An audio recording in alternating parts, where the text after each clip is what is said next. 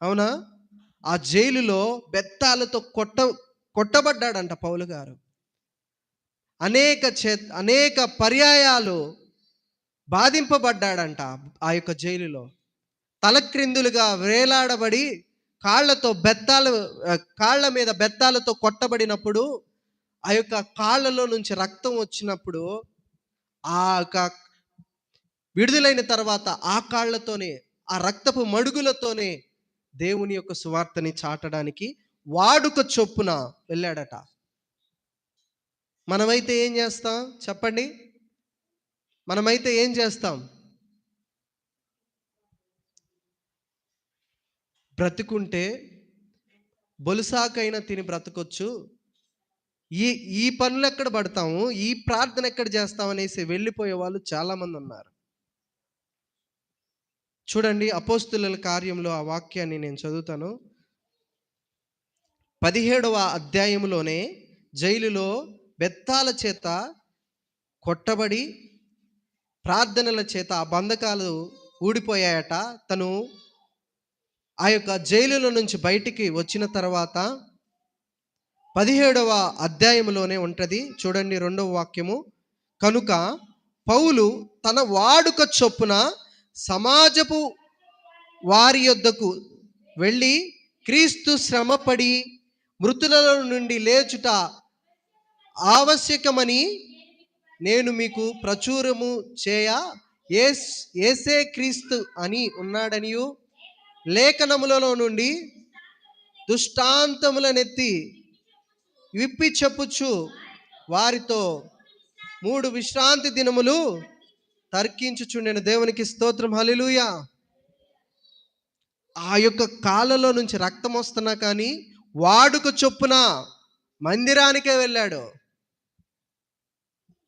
మనము కొంచెము శ్రమలో, కొంచెము ప్రతికూలత వస్తే, మన జీవితంలో సమస్యలు వస్తే, బాధలు వస్తే దేవుని సన్నిధానానికి మానేసే వాళ్ళు అనేక మంది ఉన్నారు. దేవుడు మాకేం చేశారండి అని మాట్లాడేవారు అనేక మంది ఉన్నారు. ఈయన కొన ప్రాణముతో ఉండి తన ఆరోగ్యము కోసం ప్రార్థన చేసుకోకుండా, సంఘ అభివృద్ధి కోసము అనేకులు క్రీస్తు శిలువకు శత్రువులుగా ఉన్నారని, రక్షణ పొంది విరోధులుగా జీవిస్తున్నారనేసి, తిరుగుబాటుదారులు అనేక మంది ఉన్నారనేసి దేవుని దగ్గర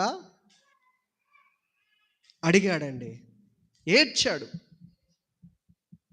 కనీసం మనము ఇతరుల గురించి ఏడవమని చెప్పట్లేదు కదా. ఆత్మలో నా కుటుంబము కట్టబడాలి ప్రభువా, మారు మనసు లేని మా భర్త కట్టుబడాలి, మా భార్య కట్టుబడాలి, మా పిల్లలు కట్టుబడాలి నీ ఆత్మలో అని ఏడిస్తే చాలండి. దేవుడు మనకేం కావాలో అవన్నీ ఆయన అనుగ్రహిస్తాడు. ప్రతి ఒక్కరికి మారు మనసు దయచేసింది కాకుండా, కుటుంబాలలో ఏ సమస్యలు ఉన్నాయో అవన్నీ తొలగిపోతాయి.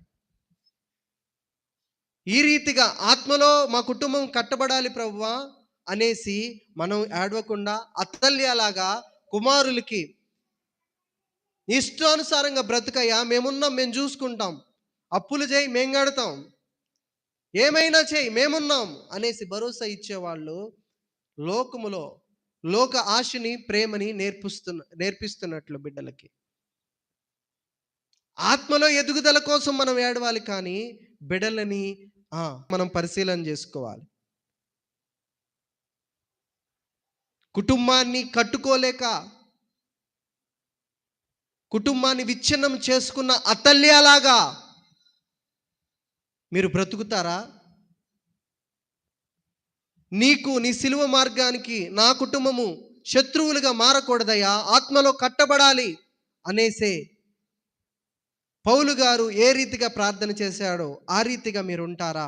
ఈ రాత్రి కాలం మీరే నిర్ణయం తీసుకోండి. ఈ కొద్ది మాటలు ప్రభు మన వినికిడిలో దీవించి ఫలింప చేయునుగాక. ప్రార్థన చేసుకుందాం. పరిశుద్ధుడా, ప్రేమ కలిగిన మహా గొప్ప దేవా, నీ ఘనమైన నామమునకి లెక్కలేని వందనాలు, స్తోత్రాలు ప్రభువా.